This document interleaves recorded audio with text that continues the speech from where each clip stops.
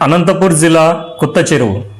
रियासत आंध्र प्रदेश के ज़िला अनंतपुर में चंद दिनों से भारी बारिश पड़ने की वजह से कुत्तचेरू इलाके के ब्रिज के ऊपर आने जाने वाले मुसाफिर की किसी किस्म की तकलीफ ना होने पाए। इसकी खुलासा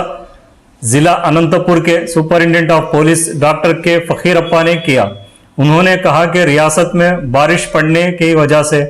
यहाँ आने जाने वालों की किसी किस्म की तकलीफ ना हो, इसीलिए उन्होंने आज कुत्तचेरू के ब्रिज के पास पुलिस मुकामी यानी DSP Ramakant, circle inspector Narasimharao, Puttaparthi rural sub inspector Babjan के साथ जिला एसपी ने जायजा लिया और कहा कि इस ब्रिज की ताल्लुक से पल पल की खबर उन तक पहुंचाए।